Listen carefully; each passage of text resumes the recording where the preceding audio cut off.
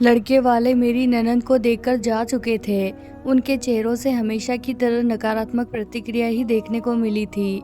कोई कमी नहीं थी उनमें। पढ़ी लिखी, कमाऊ, अच्छी कदकाठी की, नैन नक्श भी अच्छे ही कही जाएंगे।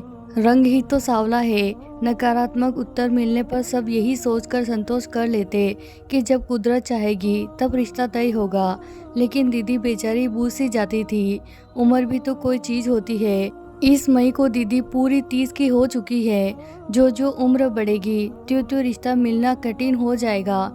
सोच सोच कर मेरे सास ससुर को रात भर नींद नहीं आती थी।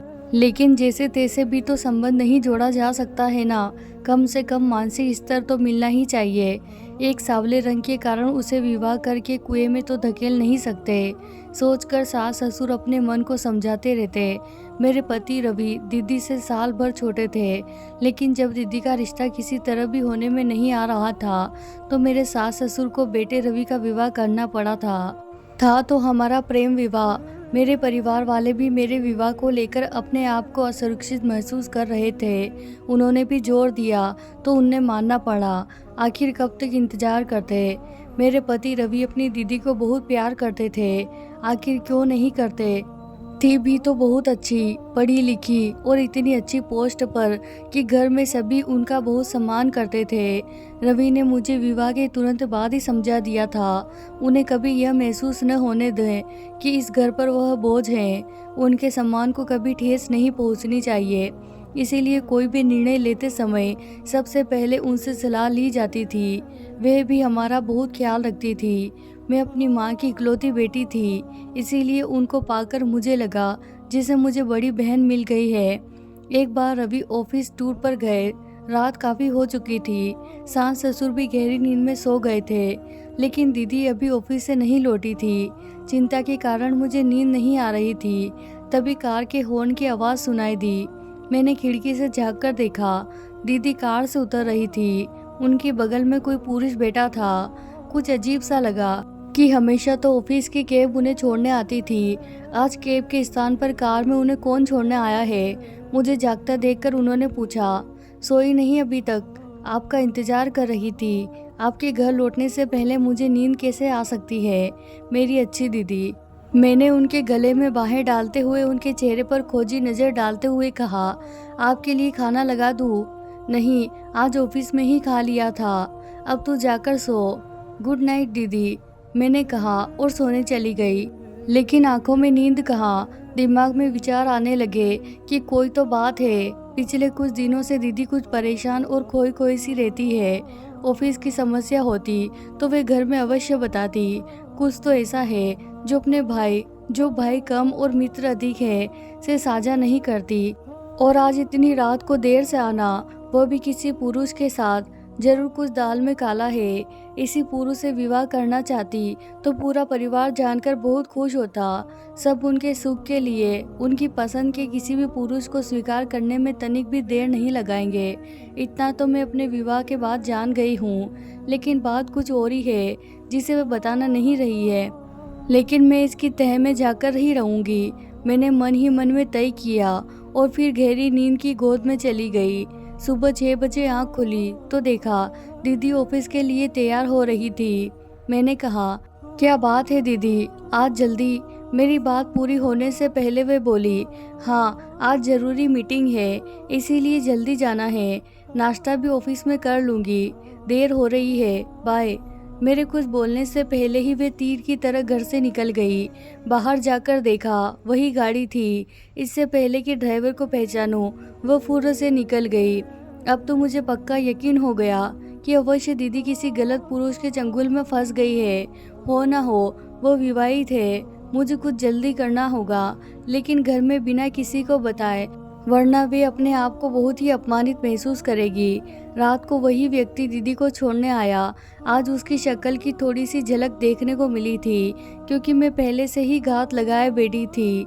सास ससुर ने जब देर से आने का कारण पूछा तो बिना रुके अपने कमरे की ओर जाते हुए थके स्वर में बोली, ऑफिस में मीटिंग थी, थक गई हूँ, सोने जा रही हूँ।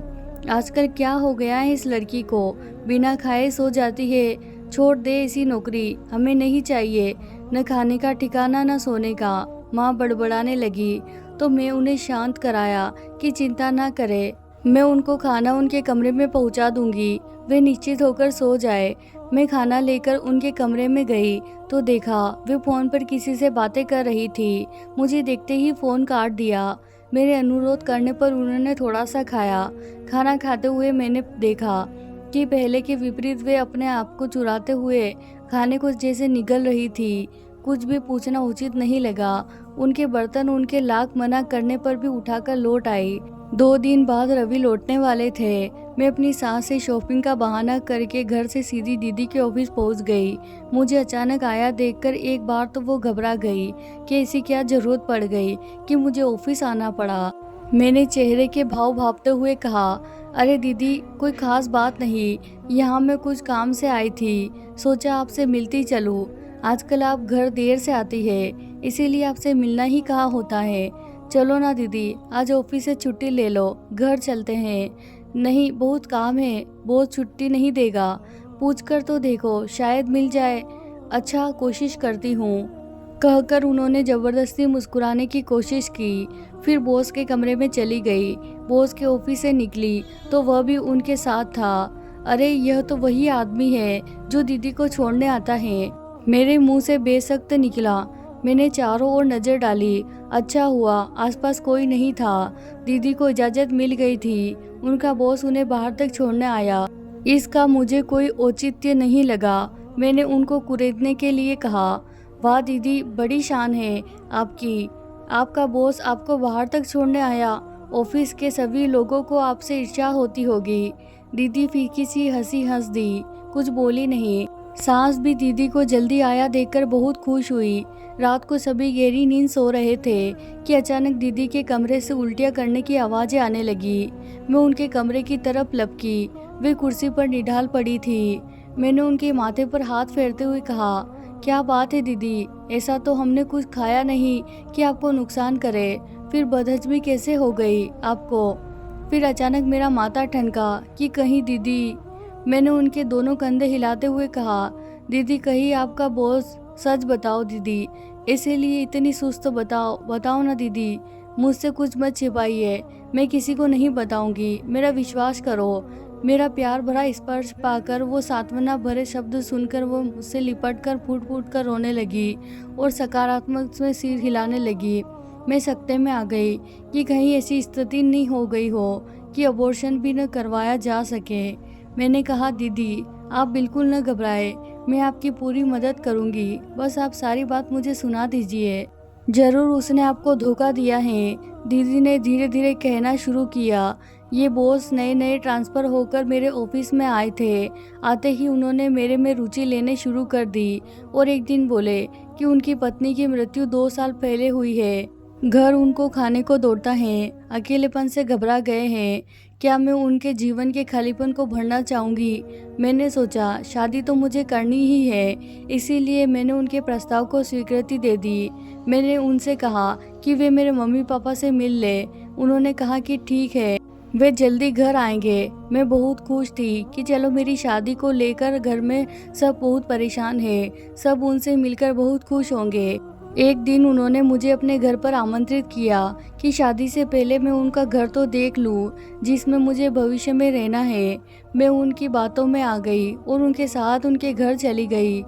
वहाँ उनके चेहरे से उनका बनावटी मुखौटा उतर गया।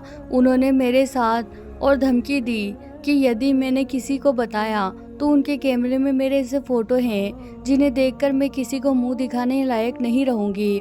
होश में आने के बाद जब मैंने पूरे कमरे में नज़र दौड़ाई तो मुझे पल भर की भी देर यह समझ में न लगी कि वह शादीशुदा है।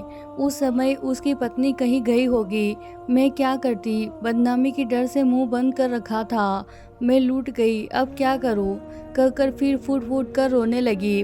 तब मैंने उनको अपने से लिपटाते हुए कहा, आप चिंता न करें दीदी, अब देखती हूँ वह कैसे आपको ब्लैकमेल करता है। सबसे पहले मेरी फ्रेंड डॉक्टर के पास जाकर अबॉर्शन की बात करते हैं, उसके बाद आपके बॉस से निपटेंगे।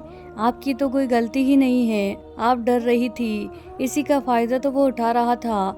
अब आप निश्चिंत होकर सो जाइए, मैं हूँ ना, आज मैं आपके कमरे में ही सोती हूँ। और फिर मैंने मन ही मन सोचा कि अच्छा है पति बाहर गए हैं और सास ससुर का कमरा दूर होने के कारण आवाज़ से उनकी नींद नहीं खुली। थोड़ी ही देर में दोनों को गहरी नींद ने आ घेरा। अगले दिन दोनों ननद भाभी किसी फ्रेंड के घर जाने का बहाना करके डॉक्टर के पास जाने के लिए निकली। डॉक्टर चेकअप कर कर बोली, यदि 1 हफ्ता और निकल जाता तो अबॉर्शन करवाना खतरनाक हो जाता। आप सही समय पर आ गई हैं। मैंने भाव तरीके में अपनी डॉक्टर फ्रेंड को गले से लगा लिया। वे बोली, सरिता तुम्हें पता है ऐसे कई केस रोज़ मेरे पास आते हैं। भोली भाली लड़कियों को दरिंदे अपने जाल में फंसा लेते हैं और वे बदनामी के डर से सब सहती रहती हैं। लेकिन तुम तो स्कूल के ज़माने से ही बड़ी हिम्मत वाली रही हो। याद है वो अमित जिसने तुम्हें तंग करने की कोशिश की थी? तब तुमने प्रिंसिपल से शिकायत करके उसे स्कूल से निकलवा ही दम लिया था। अरे विनीता, तुझे अभी तक याद है? सच वे भी क्या दिन थे। और फिर दोनों खिलखिलाकर हंस पड़ी। पारुल दीदी के चेहरे पर भी आज बहुत दिनों बाद मुस्कुराहट दिखाई दी थी। अबॉर्शन हो गया। घर आकर मैं अपनी सास से बोली, दीदी को फ्रेंड के घर में चक्कर आ गया था, इसीलिए डॉक्टर के पास होकर आई है। उन्होंने बताया कि खून की कमी है, खाने का ध्यान रखे और 1 हफ्ते की बेड रेस्ट ले। चिंता की कोई बात नहीं है। सास ने दुखी मन से कहा, मैं तो कब से कह रही हूँ खाने का ध्यान रखा करो, लेकिन मेरी कोई सुने तब ना। 1 हफ्ते में ही दीदी भली चंगी हो गई। उन्होंने मुझे गले लगाते हुए कहा, तुम कितनी अच्छी हो भाभी, मुझे मुसीबत से छुटकारा दिला दिया। तुमने माँ से भी बढ़कर मेरा ध्यान रखा। मुझे तुम पर बहुत गर्व है। ऐसी भाभी सबको मिले। अरे दीदी, पिक्चर अभी बाकी है। अभी तो उस दरिंदे से निपटना है। 1 हफ्ते बाद जब हम योजनानुसार बोस की पत्नी से मिलने के लिए गए, उनको उनके पति के सारा कच्चा चिट्ठा बयान किया तो वे हैरान होते हुए बोली, इन्होंने यहाँ भी नाटक शुरू कर दिया। लखनऊ से तो किसी तरह ट्रांसफ़र करवा कर यहाँ आए हैं कि शायद शहर बदलने से ये कुछ सुधर जाए, लेकिन कोई, कहते हुए वे रोने जैसी हो गई। हम उनकी बात सुनकर भावुक रह गए। सोचने लगे कि इससे पहले न जाने कितनी लड़कियों को उसने बर्बाद किया होगा। उसकी पत्नी ने फिर कहना शुरू किया, अब मैं इन्हें माफ़ नहीं करूँगी, सज़ा दिलवा कर ही रहूँगी। चलो पुलिस स्टेशन चलते हैं, इनको इनके किए की सज़ा मिलनी ही चाहिए। मैंने कहा, आप जैसी पत्नियां हो तो अपराध को बढ़ावा मिले ही नहीं। हमें आप पर गर्व है। और फिर हम दोनों ननद भाभी उसकी पत्नी के साथ पुलिस को लेकर बॉस के पास उनके ऑफिस पहुंच गए। पुलिस को और हम सबको देखकर वह हक्का बक्का रह गया। ऑफिस के सहकर्मी भी सकते में आ गए। उनमें से एक लड़की भी आकर हमारे साथ खड़ी हो गई। उसने भी कहा कि उन्होंने उसके साथ भी दुर्व्यवहार किया है। पुलिस ने उन्हें अरेस्ट कर लिया। दीदी भाव तरीके में गले लगकर सिसकने लगी। उनके आंसुओं ने सब कुछ कह डाला। घर आकर मैंने सास ससुर को कुछ नहीं बताया। पति से भी अबॉर्शन वाली बात तो छिपा ली, मगर यह बता दिया कि वह दीदी को बहुत परेशान करता था। सुनते ही उन्होंने मेरा माथा चूम लिया और बोले, वाह, मुझे तुम पर गर्व है। तुमने मेरी बहन को किसी के चंगुल में फंसने से बचा लिया। बीवी हो तो ऐसी। उनकी बात सुनकर हम ननद भाभी दोनों एक दूसरे को देखकर मुस्कुरा दी। तो प्यारे दोस्तों, ये थी हमारी आज की कहानी। वीडियो पसंद आई है तो इसे लाइक कीजिए। साथ ही साथ अगर आप हमारे चैनल पर नए हैं तो इसे सब्सक्राइब करना बिल्कुल ना भूलें और आपकी राय हमें कमेंट बॉक्स में ज़रूर बताएं। धन्यवाद दोस्तों।